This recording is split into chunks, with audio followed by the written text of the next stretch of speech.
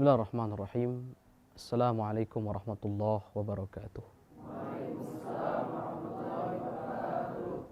Alhamdulillah. Wassalatu wassalamu ala sayyidina Rasulillah Sayyidina Muhammad ibn Abdillah wa ala alihi wa sahbihi wa man walah. Wala hawla wala quwata illa billah. Amma ba'd. Anak-anakku, para santri, kaif halukum?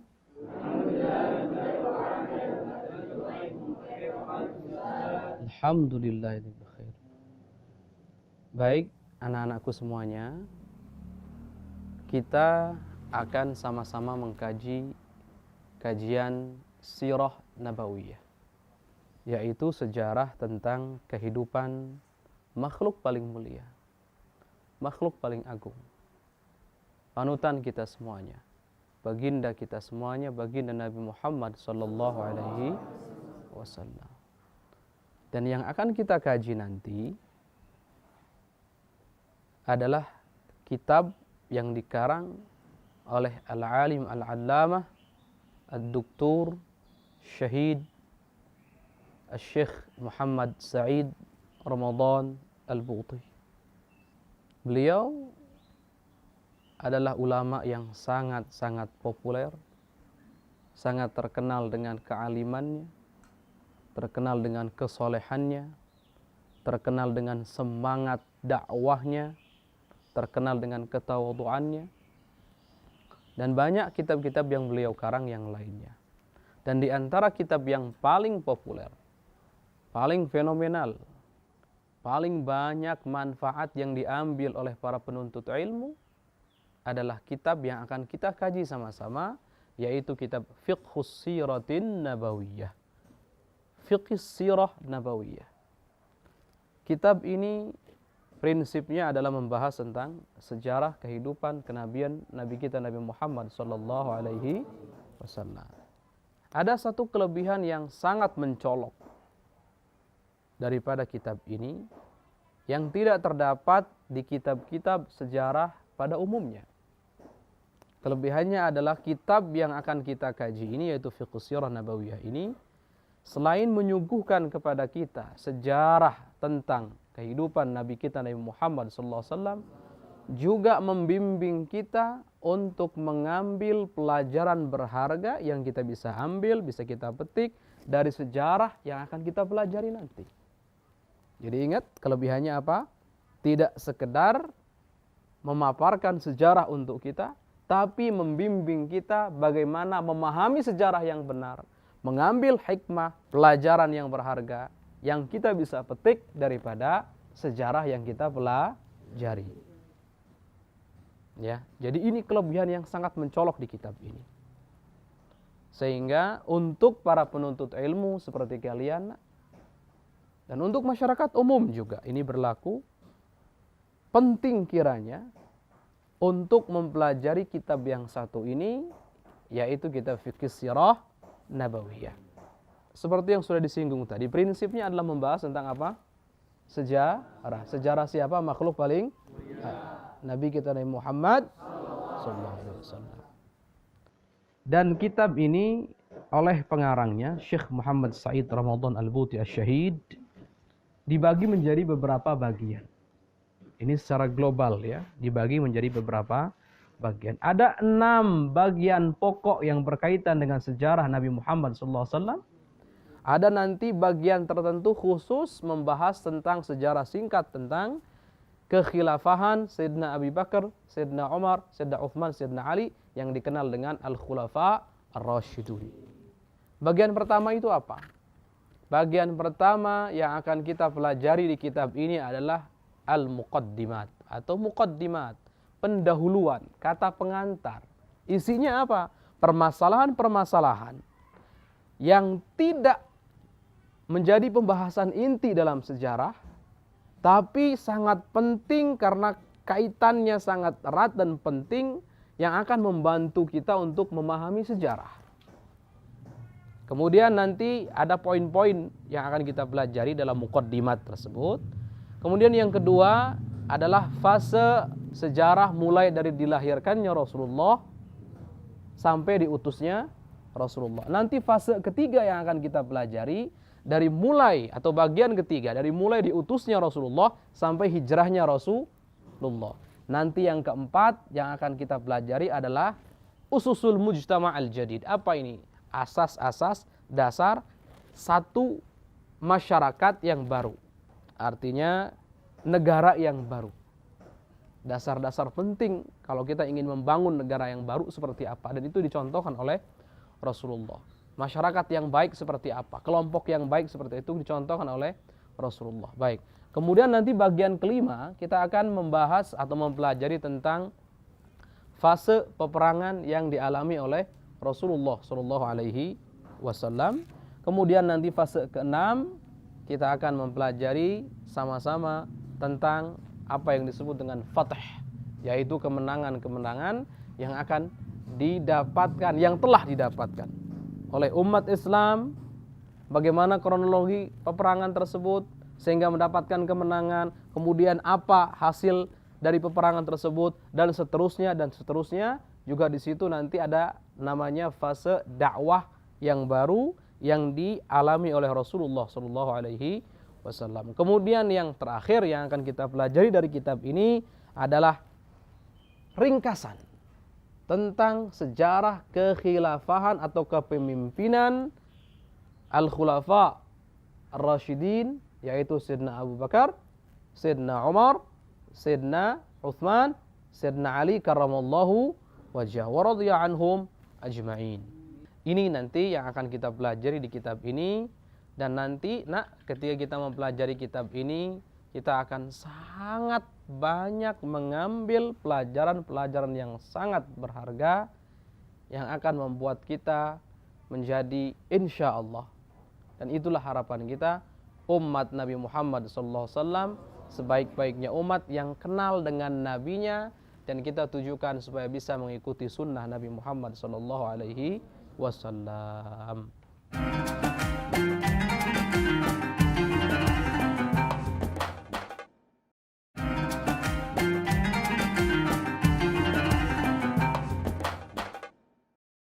Baik anak-anakku, para santri semuanya, kita tadi sudah membahas secara global pembahasan yang akan kita pelajari di kitab ini. Ingat ada berapa tadi? Ada 6 pembahasan inti yang berkaitan dengan sejarah kehidupan Nabi Muhammad SAW.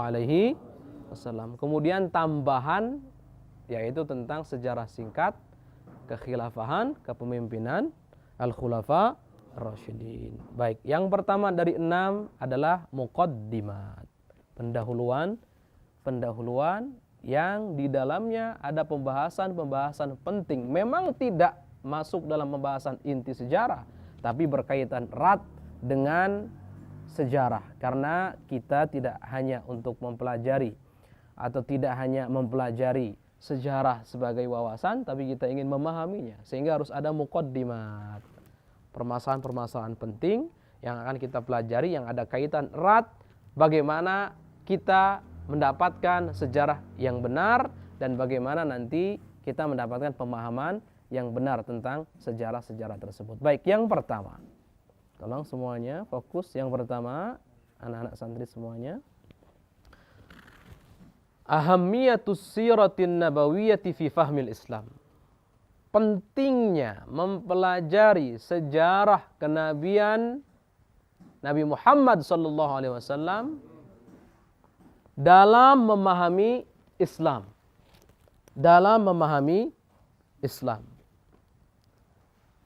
Maksudnya bagaimana? Di sini kita akan mempelajari bagaimana peran sejarah dalam membantu kita memahami tentang Islam secara utuh dan benar. Dan itu penting sekali.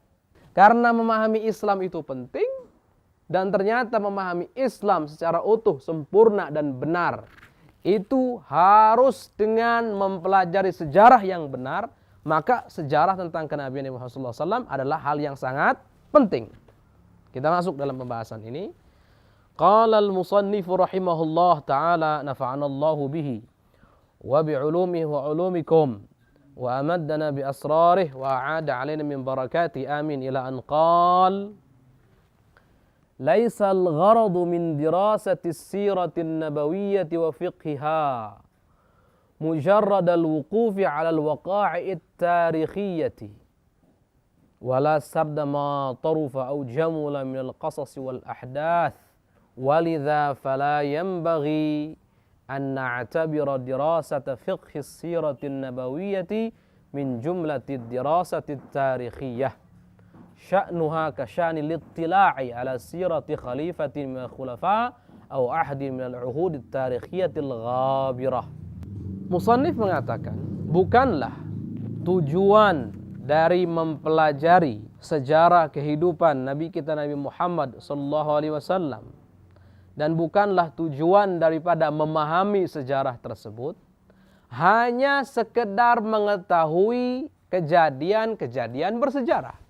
Jadi kalau kita ditanya nanti, apa tujuan Anda belajar sirah? Maka jawabannya bukan hanya sekedar mengetahui kejadian-kejadian bersejarah. Terus apa kalau begitu? Nah, ini akan disebutkan. Juga bukan tujuannya untuk menyebutkan kisah-kisah yang indah saja. Kejadian-kejadian yang indah saja. Bukan itu orang belajar sejarah itu. Nah, apalagi ini sejarah-sejarah kenabian Nabi Muhammad SAW. Jadi jangan samakan. Maka beliau mengatakan, walidha, oleh karena itu tidaklah pantas menganggap, menjadikan, mempelajari sejarah kenabian Nabi Muhammad SAW seperti mempelajari sejarah-sejarah biasa. Tidak sama. Nah, jangan samakan mempelajari sejarah kehidupan Nabi Muhammad dengan mempelajari sejarah kehidupan sosok-sosok lain.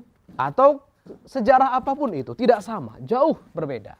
Oleh karena itu beliau mengatakan sya'nu wa kasya'nil ittila' ala sirati khalifat minal khulafa. Tidak sama, jangan samakan seperti ketika kita mempelajari sejarah tentang seorang pemimpin contohnya. Atau sejarah tentang satu masa dari masa-masa yang bersejarah yang telah lampau, tidak sama.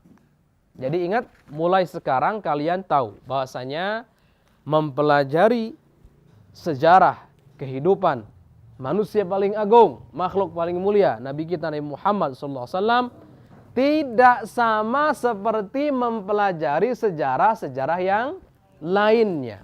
Baik sejarah orang, manusia, tokoh, atau sejarah satu masa tertentu yang telah lampau dulu. Tidak sama.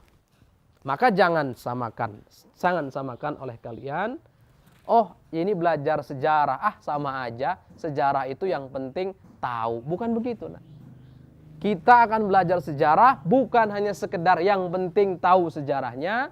Bukan juga sekedar ngambil yang indah-indah daripada kejadian yang lampau. Tapi nanti al-musannif pengarang kitab akan menyebutkan kepada kita ada tujuan-tujuan utama dan penting dalam mempelajari sejarah kehidupan Nabi Muhammad SAW, dan kita akan sebutkan.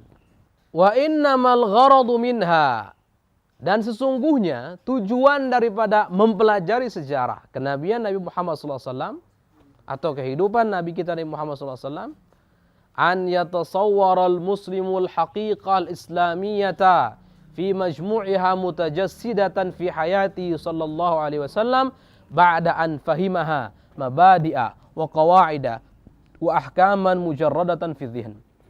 Agar seorang muslim mendapatkan gambaran nyata atau dapat menghadirkan gambaran yang sangat nyata tentang hakikat Islam yang secara utuh hakikat Islam tersebut menjelma dalam kehidupan Nabi kita Nabi Muhammad SAW. Setelah seorang muslim tersebut memahami tentang hakikat Islam, baik prinsip ataupun kaidah-kaidah ataupun hukum-hukum hanya mujarradatan fi dzihn, hanya ada di benak kita. Jadi dulu kita sudah tahu, sebelum belajar sejarah, kita sudah tahu tentang akidah, kita sudah tahu tentang hukum-hukum fikih, kita sudah tahu tentang akhlak-akhlak, sudah tahu, belajar, kita sudah belajar. Tapi kelebihan daripada mempelajari sejarah, kita akan mendapatkan gambaran yang lengkap dan sempurna tentang akidah, tentang hukum-hukum, tentang akhlak, dan tentang yang lainnya yang berkaitan dengan Nabi kita Nabi Muhammad SAW. Kenapa? Karena Islam itu menjelma dan nyata betul-betul dalam kehidupan Nabi kita Nabi Muhammad SAW. Maka siapapun yang mempelajari kehidupan Nabi Muhammad akan mendapatkan gambaran yang gamblang dan jelas tentang hakikat Islam.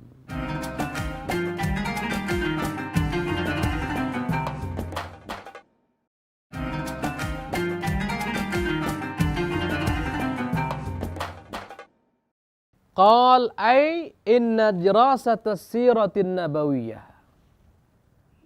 Tegasnya, sesungguhnya mempelajari sejarah kehidupan Nabi kita Nabi Muhammad sallallahu alaihi wasallam laisat siwa amalin tatbiqiyyin yuradu minhu tajsidul haqiqatil islamiyyati kamilatan fi mathalihal a'la Muhammadin sallallahu alaihi wasallam. Tegasnya, sesungguhnya mempelajari sejarah kehidupan Nabi Muhammad SAW itu tidak lain dan tidak bukan merupakan satu upaya praktek yang ditujukan, yang bertujuan untuk apa? Untuk menjelmakan hakikat Islam secara sempurna yang ada dalam diri panutannya yang paling tinggi, yang paling mulia, yaitu Nabi kita Nabi Muhammad sallallahu alaihi wasallam. Jadi ingat, selama ini kita belajar tentang akidah, belajar tentang hukum-hukum fikih, tentang kaidah-kaidah fikih, tentang akhlak dan yang lainnya daripada ilmu-ilmu Islami. Ketika kita mempelajari sejarah, kita akan mendapatkan seakan-akan hakikat Islam itu nampak jelas dan menjelma dalam diri seorang Nabi agung, makhluk paling mulia, panutan kita semua Nabi Muhammad sallallahu alaihi wasallam. Sehingga kita akan dapat gambaran tentang Islam, gambaran yang benar dan sangat nyata, nampak jelas di telupuk mata. Jelas? Itu faidah daripada sejarah. Baik. Wa idza aradna an nujazzi'a hadzal gharada wa nusannifa ajza'ahu fa inna minal mumkini hasraha fil ahdafit tafsiliyatid taliyah. Dan kalau kita ingin untuk mempartisi, membagi-bagi, artinya dibagi secara rinci, dibuat secara rinci, dibuat menjadi perpartisi bagian-bagian. Fa inna minal mungkin, maka sesungguhnya mungkin sekali tujuan untuk mempelajari sejarah kenabian Nabi Muhammad SAW, kehidupan Nabi Muhammad SAW, itu kita simpulkan di dalam tujuan-tujuan secara rinci berikut ini. Nah, kita sudah mempelajari secara global, mengetahui tujuan belajar sejarah secara global, sejarah kenabian. Nah, ini kita akan sebutkan, Al-Musannif akan menyebutkan tujuan-tujuan inti atau poin-poin inti yang akan didapatkan oleh seseorang yang mempelajari sejarah kenabian Nabi Muhammad SAW. Tadi orang yang mempelajari secara global dapat apa? Apa yang akan didapatkan oleh orang yang mempelajari sejarah kenabian Nabi Muhammad SAW? Apa yang didapatkan? Akan mendapatkan gambaran sempurna tentang Islam yang ada atau menjelma dalam diri seorang panutan mulia Nabi Muhammad SAW. Nah, itu yang akan didapatkan secara global. Secara rincinya bagaimana? Baik. Yang pertama, fahmu syakhsiyatir Rasul sallallahu alaihi wasallam an-nabawiyyati min khilali hayati wa dhurufi allati 'asha fiha litta'akkud min anna Muhammadan alaihi salatu wassalam lam yakun mujarrada abqariyyin samat bihi abqariyatuhu baina qaumih walakinnahu qabla dhalika rasulun ayyadahu Allah biwahyin min 'indihi ta'ala wa taufiqin min ladunhu. Baik, apa sih maknanya? Pertama, poin pertama yang akan kita dapatkan adalah secara rinci, pertama, kita akan memahami tentang pribadi seorang Rasul, Nabi kita Nabi Muhammad SAW dari sisi kehidupan Rasulullah, kehidupannya beliau. Kemudian dari sisi keadaan saat beliau, keadaan lingkungan sekitar, atau masa itu, masa di mana beliau hidup di situ. Lingkungannya, masanya. Litta'akud, untuk meyakinkan, menegaskan bahwasanya Nabi kita Nabi Muhammad SAW bukan hanya sekedar orang yang cerdas, yang kecerdasannya sangat nampak jelas di antara kaumnya, bukan. Tapi kita akan mengetahui dengan yakin bahwasanya kecerdasan Rasulullah, kepandaian Rasulullah, kepintaran Rasulullah itu ada sumbernya. Apa? Sumbernya karena beliau adalah seorang Rasul yang diutus oleh Allah Subhanahu wa taala, yang diberikan wahyu oleh Allah Subhanahu wa taala dan diberikan taufik oleh Allah Subhanahu wa taala. Nah, berarti apa poin pertama secara rinci yang akan didapatkan oleh orang mempelajari sejarah? Akan mengetahui, memahami, meyakini kepribadian Nabi kita Nabi Muhammad SAW bukan hanya sebagai orang yang cerdas, orang yang pintar saja. Tapi ingat, kita akan sangat yakin bahwasanya Nabi kita Nabi Muhammad SAW, kepribadian yang utama yang ada dalam diri beliau adalah beliau seorang nabi, seorang utusan Allah Subhanahu wa taala yang Allah berikan wahyu. Jadi ingat, ada kelompok di luar sana mengatakan apa? Nabi Muhammad pintar, diakui oleh mereka. Nabi Muhammad cerdas, diakui oleh mereka. Nabi Muhammad luar biasa jago, diakui oleh mereka. Cerdik, diakui oleh mereka. Dalam segala perkara diakui oleh mereka. Tapi ingat, kita mengakui semua itu sumbernya bukan hanya sekedar ada sumber di belakangnya. Apa? Ada sumber di balik semua itu. Sumbernya adalah karena beliau seorang nabi, karena beliau seorang utusan Allah. Jadi kepintarannya ngikut kepada kenabian, kecerdasannya ngikut kepada kenabian, kecerdikannya ikut kepada kenabian. Dan ini, jadi kita akan yakin Nabi Muhammad, nabi kita adalah seorang nabi utusan Allah. Setelah itu baru cerdas, baru alim, baru dari sifat-sifat atau kelebihan-kelebihan yang dimiliki oleh Rasulullah SAW. Baik, insya Allah cukup di sini pelajaran kita kali ini. Masih ada poin-poin penting yang akan didapatkan oleh orang yang mempelajari sejarah kehidupan Nabi Muhammad SAW. Tapi itu insya Allah kita akan bahas dalam pertemuan lanjutan. Insya Allah. Semoga Allah Subhanahu wa taala memberkahi kita semuanya. Semoga Allah Subhanahu wa taala memberikan ilmu yang manfaat untuk kita, untuk kalian semuanya. Dan semoga kita semua Allah jadikan sebagai umat Nabi Muhammad SAW sebaik-baiknya umat yang mampu mengikuti beliau sirran wa alaniyah, zahiran wa batinan, ala hadhin niyah wa ala kulli salih. Al-Fatihah. Wassalamualaikum warahmatullahi wabarakatuh.